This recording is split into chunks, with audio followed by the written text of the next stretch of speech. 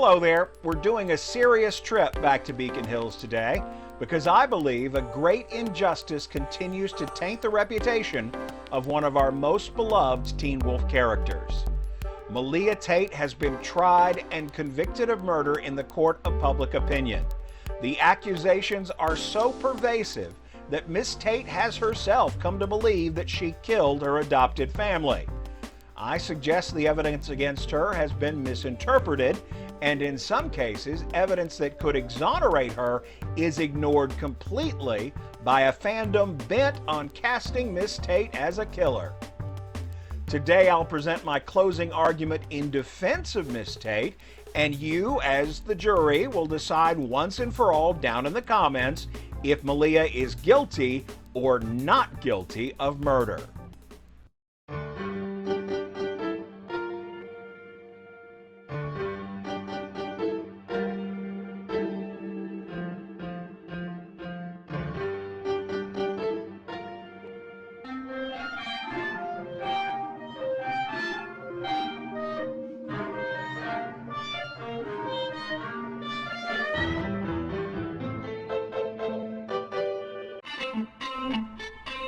If you enjoy revisiting Teen Wolf and rolling around in nostalgia for the show, consider subscribing to the channel and join us as we journey back to Beacon Hills each week.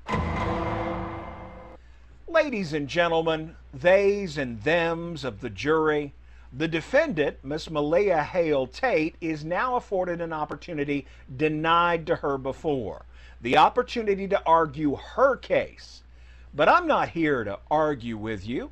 What I'm going to do is try and discuss the reasonable inferences which I feel can be drawn from the evidence you've already seen.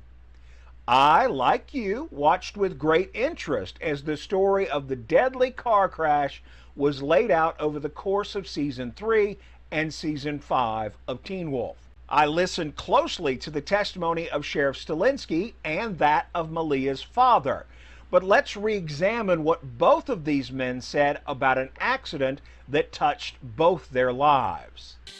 8 years ago, when I was elected sheriff of the county, my first official duty was to tell a man that not only had his wife and 2 kids died in a car accident, but as best we could tell, the body of his 9-year-old daughter had been dragged from the wreck by coyotes.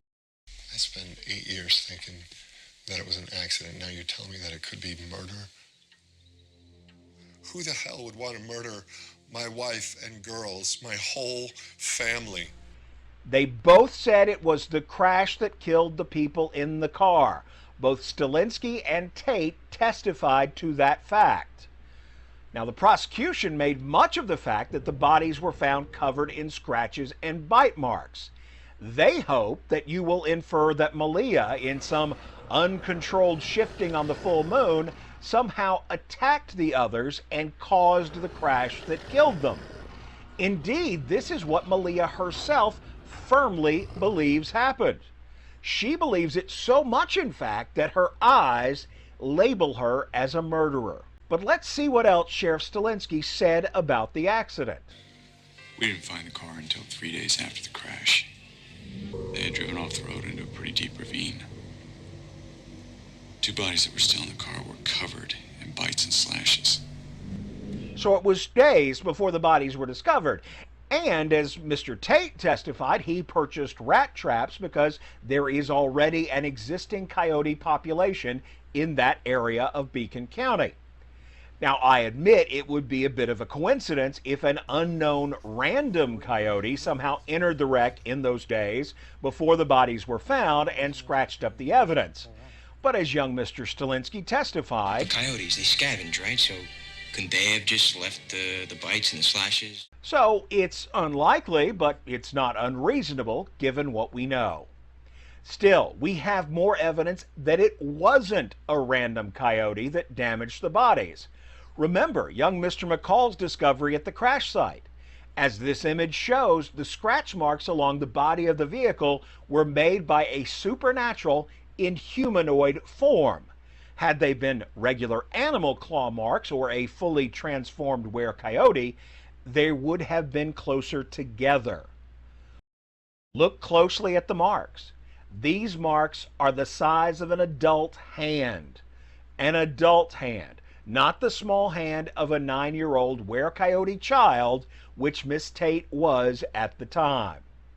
Unfortunately, we don't have this evidence in court to test, but I would argue that if Malia's claws don't fit, you must acquit. Let's look at the true cause of the crash, which all the witnesses testify is the cause of death in this case. In a recovered memory, Miss Tate now recalls that her biological mother, known only as Corinne or the Desert Wolf, was firing on the car just prior to the accident. Malia distinctly remembers the sequence. The guns fire, the windshield is struck by a bullet, and then the car swerves off the road.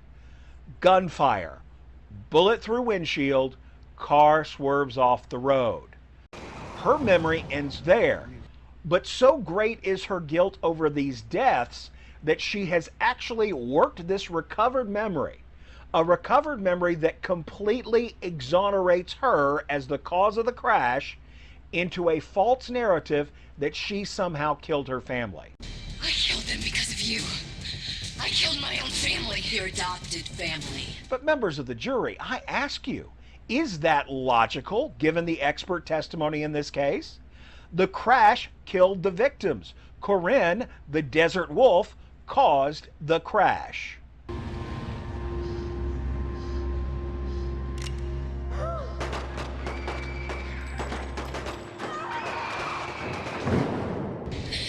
If it makes you feel any better, I didn't care about them.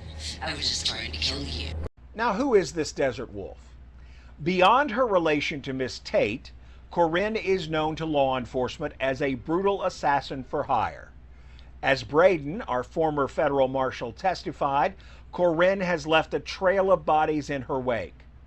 And as these photographs entered into evidence during the marshal's testimony show, Corinne's most recent victims have the same slashes and bite marks that are described in the autopsies of the Tate family.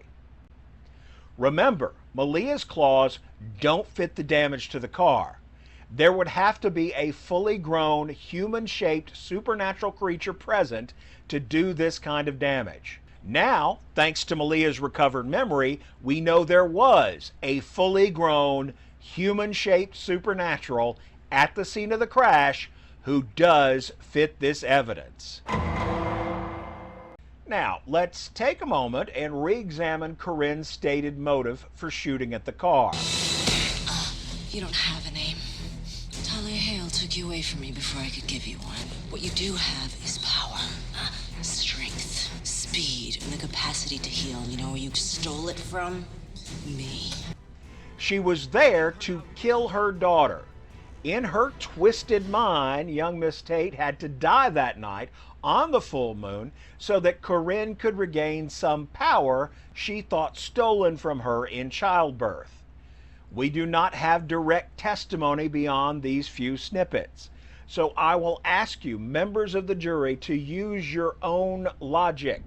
Once Corinne successfully ran the car off the road, would she then be content to just leave the scene? Would she pack up her pistols and go home and wait for the power boost that she believed would come from her daughter's death? Does this woman strike you as the patient type, to just sit around waiting for Amazon to deliver her stolen abilities? That scenario just doesn't fit. And if it doesn't fit, you must acquit Malia. I don't think any logical person could conclude that Corinne just left the scene. No, it is far more logical that she went to the car to see her handiwork up close and to make sure her daughter was among the dead.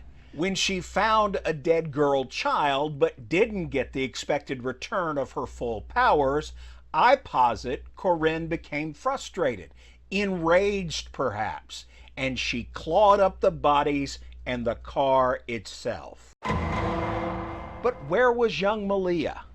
We know from subsequent incidents that when faced with high stress, Malia automatically shifts into animal form.